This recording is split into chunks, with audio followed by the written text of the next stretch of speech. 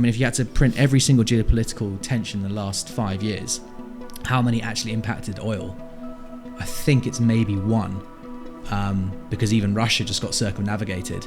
So, it's always tempting to disregard these things, but you can't, because the wider market that's got real volume does.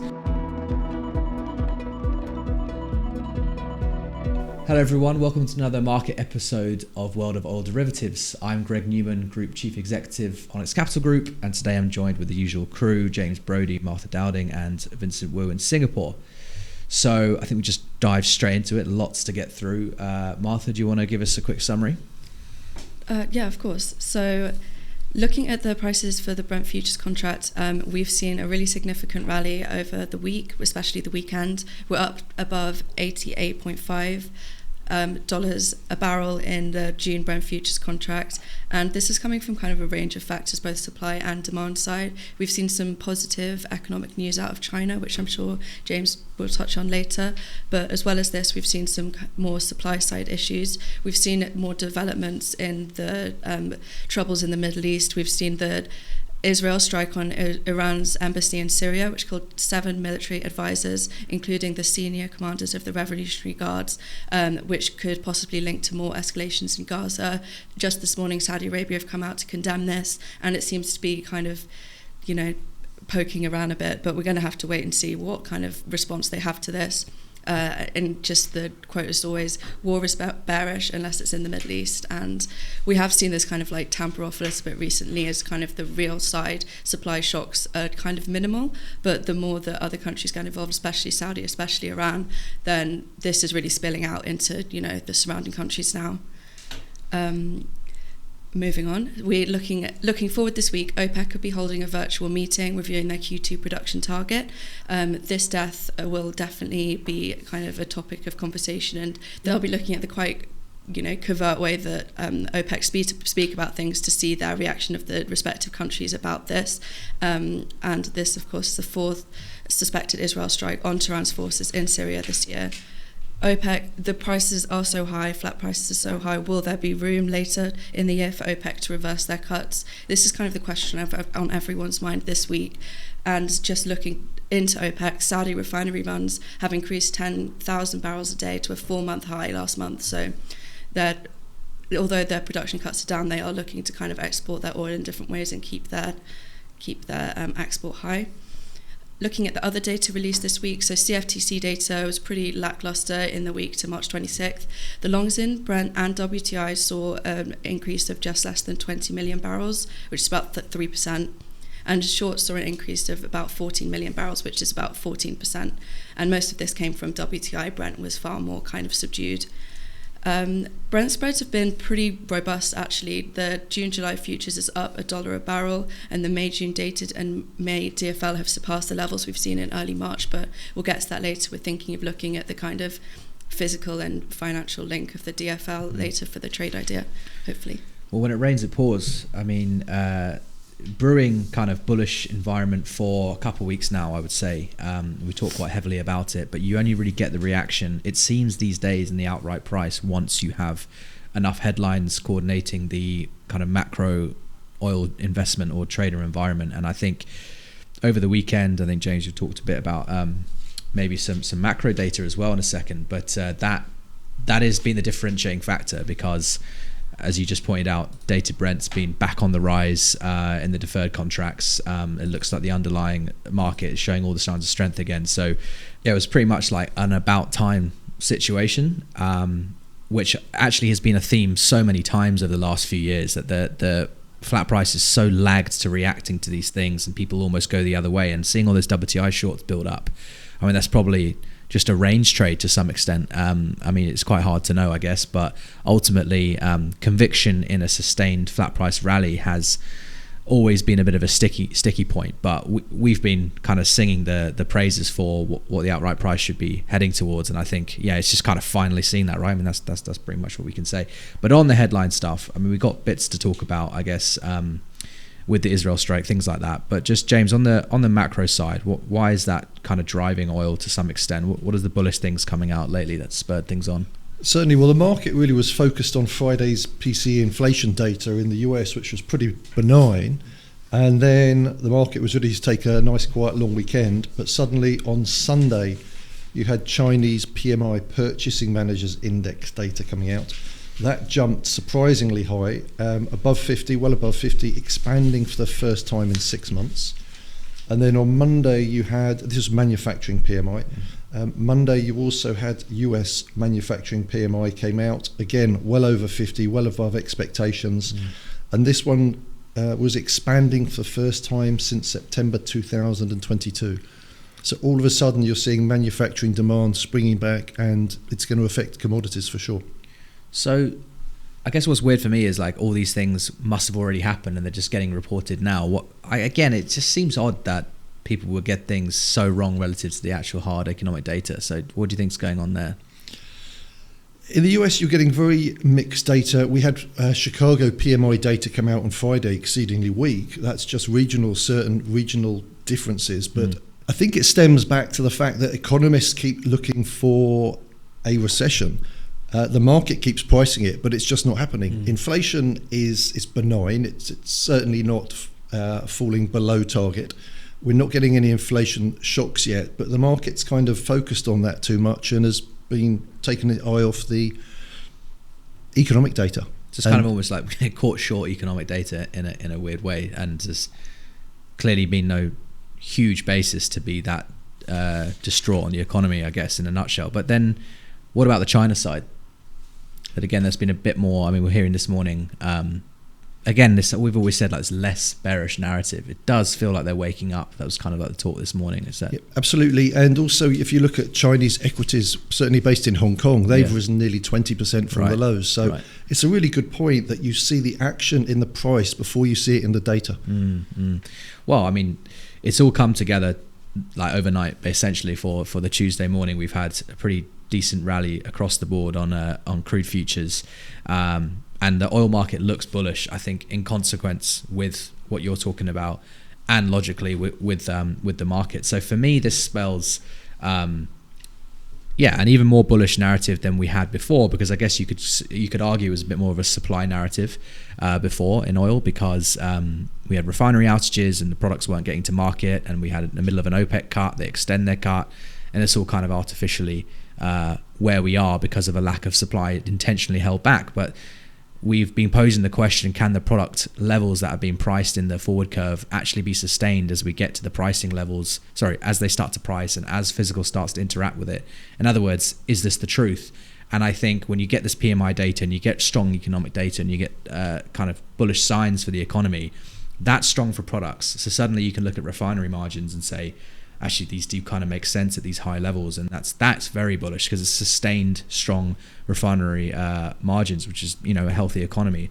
So Martha, on that refinery margins, what's been the chat this week? Well, it's been a week-on-week decrease of $1.67 in the European main margin. This is driven a lot by the crude strength. If you can see on the graph here, we've seen a significant increase in the data structure, which is pretty much just pressured down the refinery margin. We're still seeing pretty decent levels, like we're not seeing levels low enough to kind of disincentivize refining, but we have seen also some week-on-week losses in the products, both the light and the heavy products.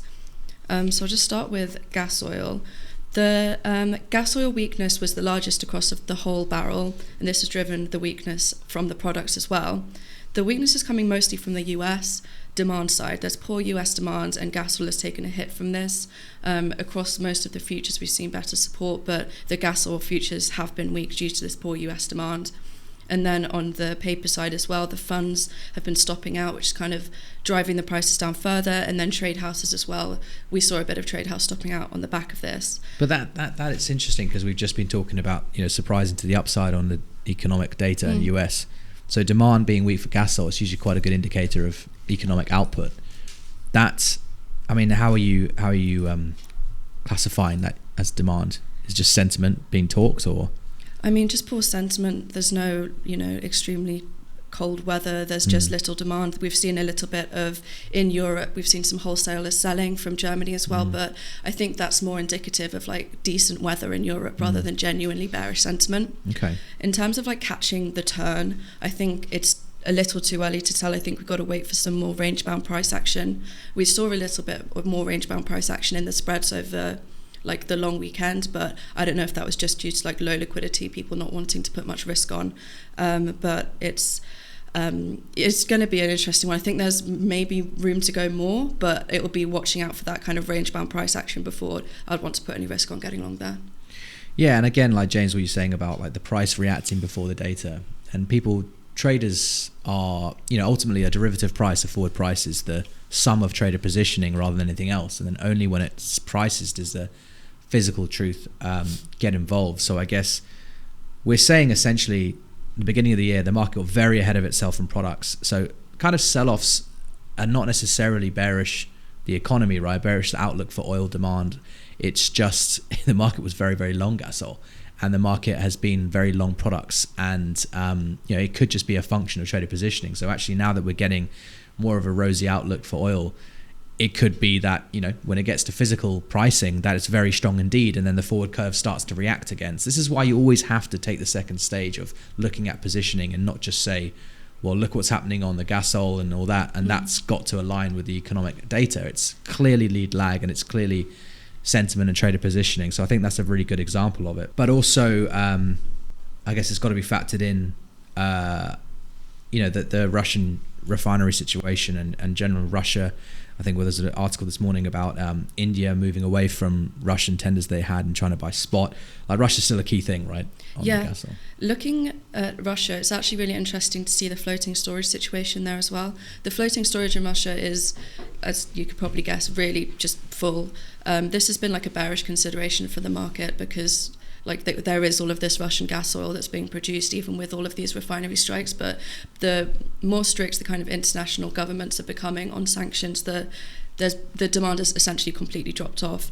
As you mentioned, India and also China, we have barely seen any buying of this, and so this storage, this gas oil in storage is just sitting there, which has been acting as a really bearish signal. But I think once, with all these countries so scared of secondary sanctions, I think that this may become less of a consideration for the market, and I think prices must have to drop really, really low for countries to have to kind of consider going around this or like to kind of tempt buyers in. And by the time that happens, I think that might even serve as a bullish factor once we start seeing these really, really high levels drop a bit. Yeah, but you could also look at it the other way, right? So the price gets so high that you want to get cheap oil. I mean, that was ultimately the 2022 play for a lot of trade houses who could essentially just buy Russian oil $20 to $30 per barrel cheaper and rework it into the export system. So you could look at it too. Do you see what I mean? So yeah, I think it's more just that the fact that it's there is not a reliable indicator anymore. No, agreed. Actually, I see what you mean, because the fact that they're ignoring it, it was still finding its way to markets so easily before, and it does seem like it's changed. The loopholes seem to have been closed. Like India, huge buyer, starting to taper that off. China moving more towards Iranian, things like that. Competing more with Saudi. Yeah, I do see your point. It's like a bit of a, now it almost seems like what it should have been originally, which is like this supply is actually offline, rather than it's just been circumnavigated around the globe. So that is quite a bullish factor. I agree with you. But you can only really once you're retracing, you kind of need the washout, right? You need the longs to stop out, which you're saying they are, and we come back into it, reset at a level, and can go again, and that's probably quite likely.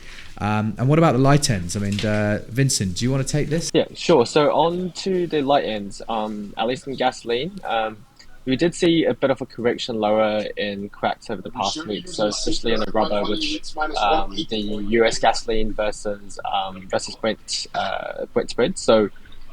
So that's been down a couple of dollars week on week. In the CFTC report, interestingly, we saw that money managers have been getting increasingly short in US gasoline, with the amount of positions over more than doubling in the last 2 weeks from 8.5 to 18.5 million barrels. So it is more of a trader positioning thing, as well as that physical barges in Europe have also been a little more bearish, and some of barges trading in the negatives. But overall, the sentiment is still quite bullish. It just seems to be a bit more less bullish than before, perhaps, traders wanting to take a bit of profit as well, or maybe thinking that prices have already reached such a high level, it would be a good time for speculative shorts to come in. However, interest into the front, EBOB cracks have been pretty mixed these days, with seeing trade houses buying, although funds and refiners have been selling in the past week. So still, notional levels have been really high, but at these levels we're seeing mixed sentiment, basically. Okay, so it's more of the same, ultimately, the prompt having to, been so strong the whole of the first quarter of the year, and now you're just getting to that kind of squeaky bum time where you actually need to, if you sustain these levels, it's quite bullish because we've had such a rally. And then if into pricing it can actually sustain, then that's bullish for the rest of the year, where we think there's going to be demand increases, right, and less supply. So I think that's another bullish factor.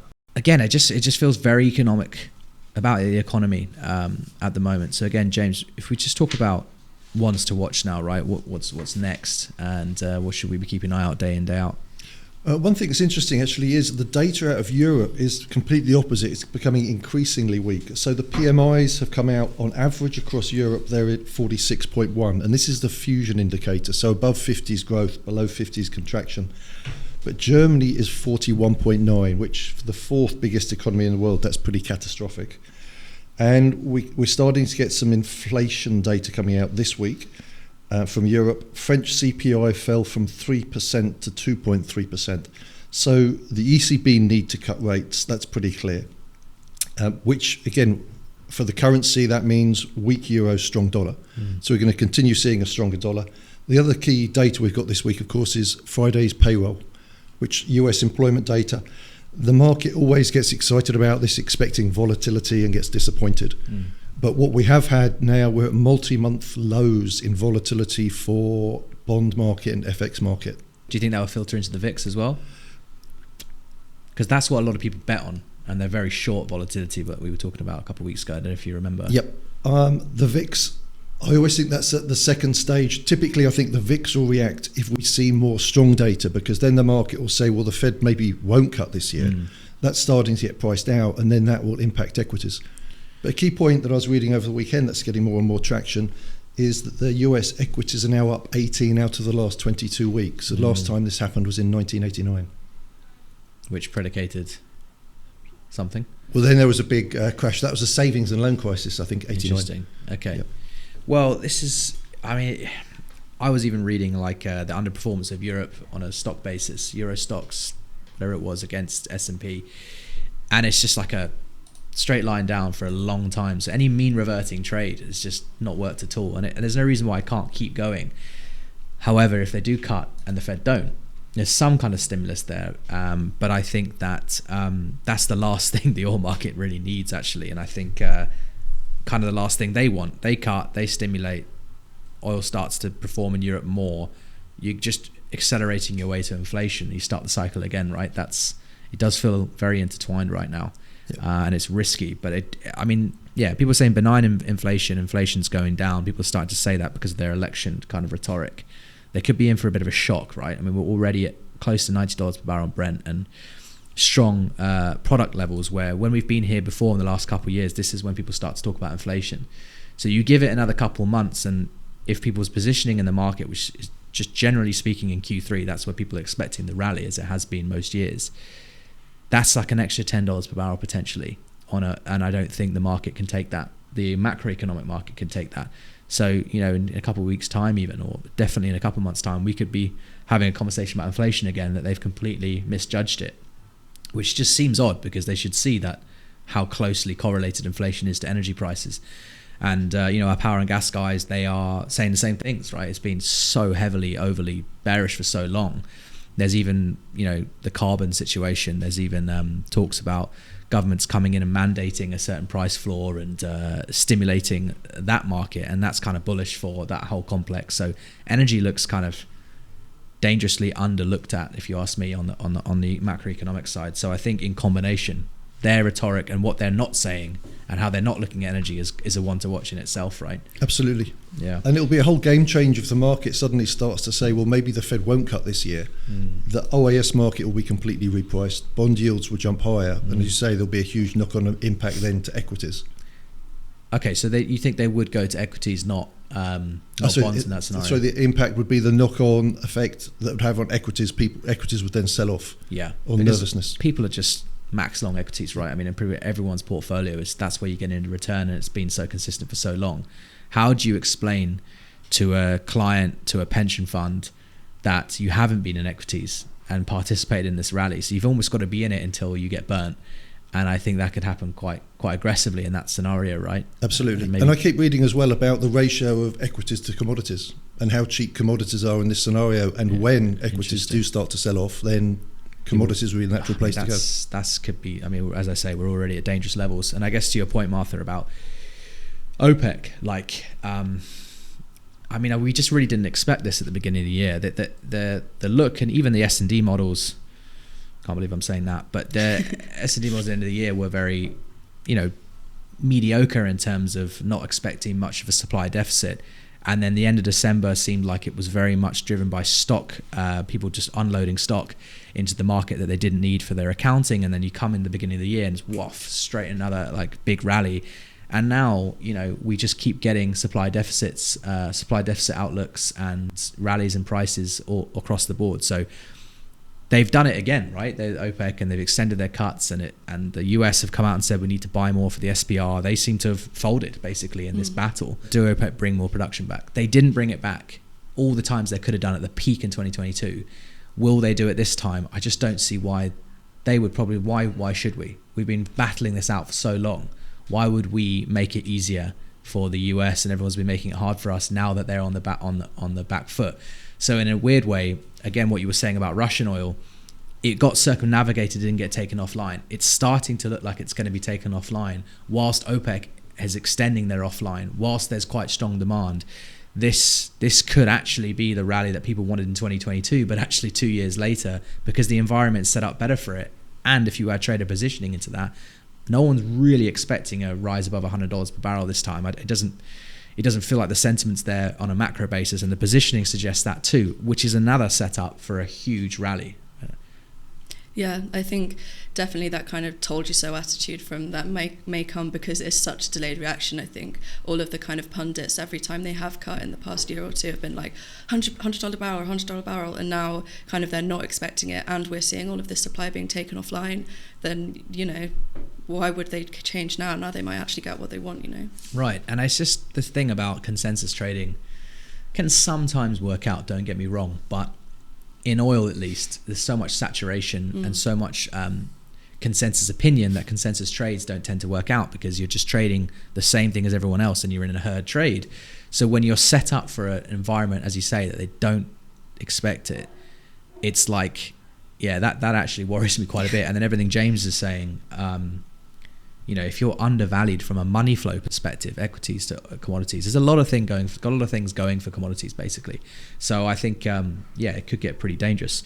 So on that sentiment, kind of macro sentiment point of view, what about, Martha, the Googling oil segment? What has been banded about oil headlines lately? Well, staying on exactly what we're talking about, supply, just this morning, or I think late last night, Mexico are halting some oil exports of their Mayan grade oil, which is a heavy sour crude, and they're looking to take off about 600,000 barrels a day. They've cancelled contracts to supply its Mayan crude to refiners in the US, Europe and Asia, and basically they just want to feed this crude into their national refineries to help ahead of the election that they've got later this year. I think it'll be really interesting to see the impact on the other heavy sour crudes that I think especially the US are going to have to bring in to replace this. I know last week we were talking about the state of the US Gulf Coast refineries and how they were running low on this sour crude anyway. So it'll be interesting to see the change in exports from Canada. I know that the Mars WTI, so Mars is the heavier, sourer grade in the States. Mm-hmm. This is already really, really high.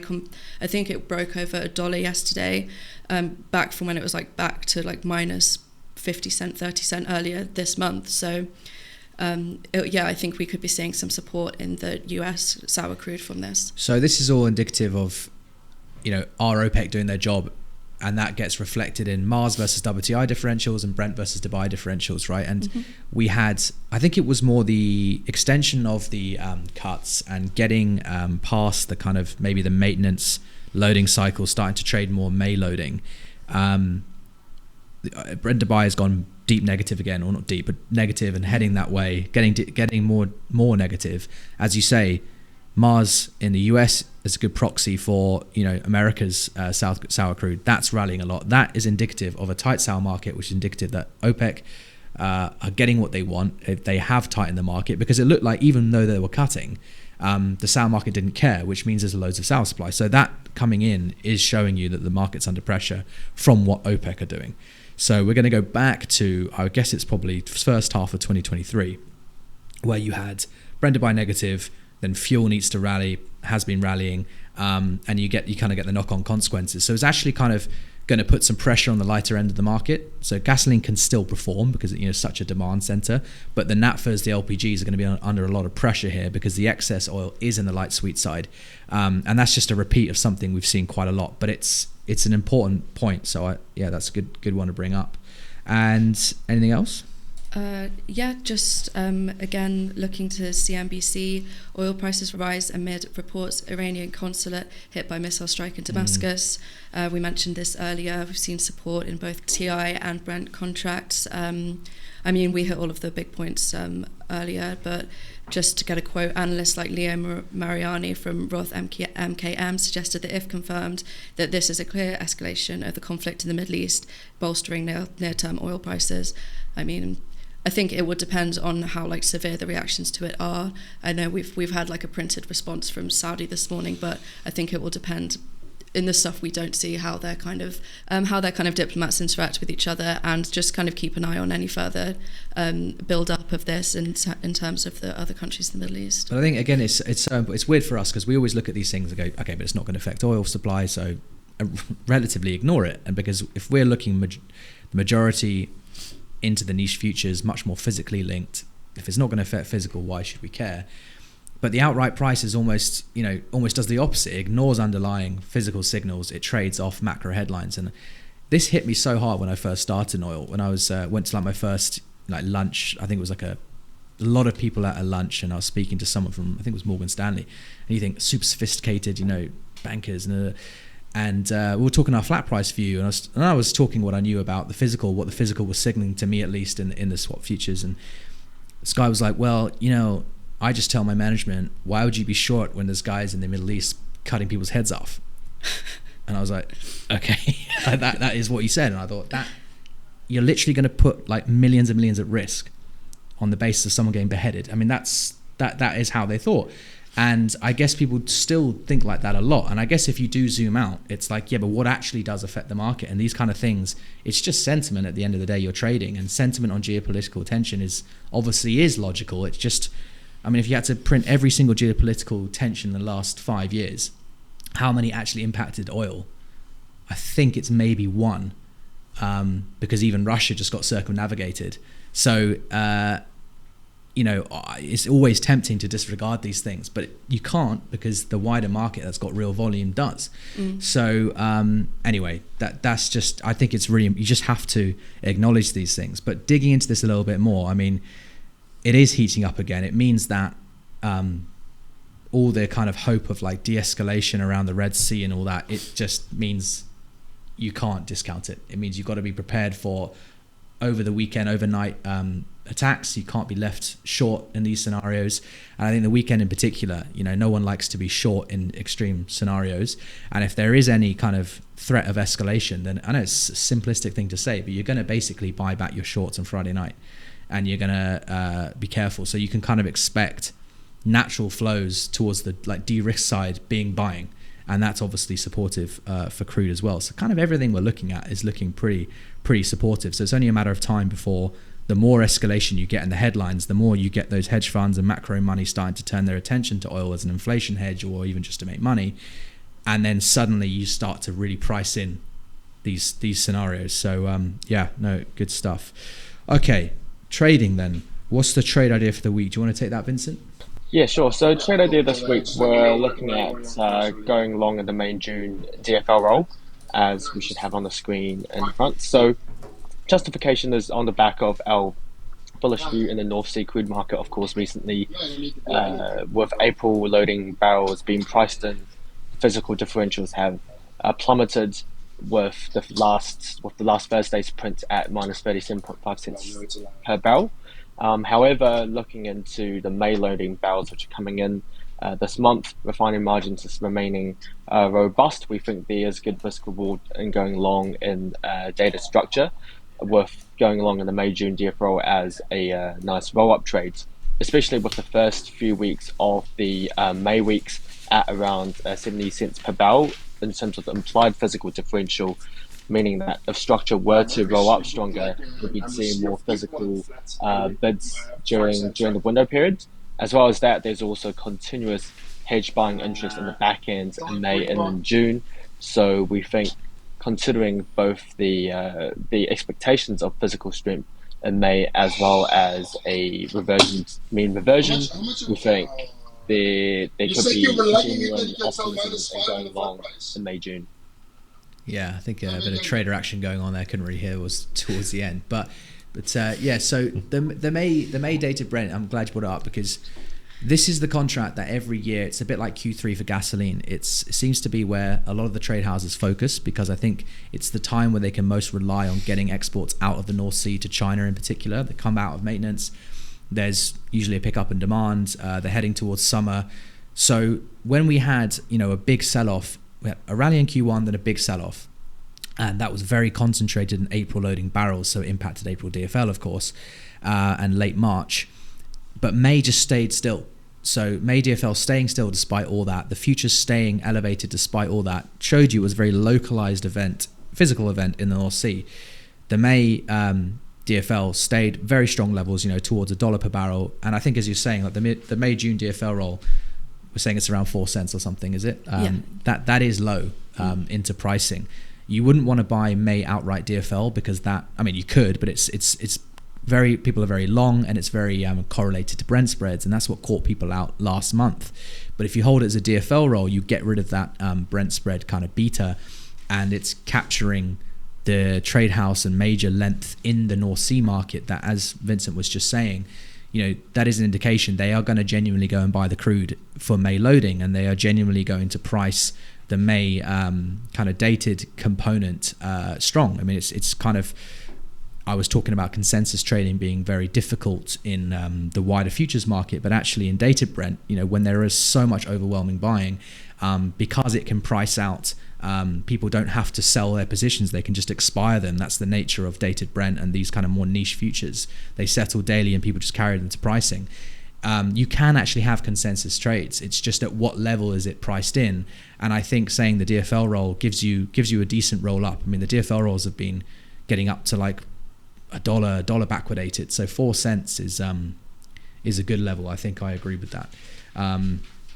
Yeah, and it is always difficult when you already know the market's bullish and the market is already printing bullish levels, but you just have to get a sense of, but in pricing, how far can it go? And I think we're especially the levels we are printing right now, they're not ridiculous. I mean, we've been $2.50 per barrel easily in physical differentials in the last couple of years, and we were just talking about how this being like a bit more of a real supply cut situation even than recent times. So it means that $2 backwardated physical differentials are very likely, which means even the Brent spreads are quite undervalued right now, which is crazy to say given how high they already are, but that is the nature. Okay, so for you guys on the poll we like to do every week, we said how many rate cuts do we expect from the US Fed this year, and 57% people said 2 or less, 39% 3, and no one really thought 4 or more. So James, it's kind of what you were saying as well, right? It's increasingly, we were pricing in a lot of cuts and it's just slowly going back the other way. Yep. Beginning of the year we're pricing 6 cuts. A week ago we're pricing exactly 3. Now we're pricing 2.5. Okay. And I guess that sentiment just kind of tracks that. It's a bit of a, yeah. Okay. Lots and lots that we went through there. Lots and lots going on. It's definitely an exciting time to be an oil trader. Exciting time to do a podcast. So please stay tuned, and we're back next week for more of the same. Thanks Vince out in Singapore, thanks team, and see you guys again shortly.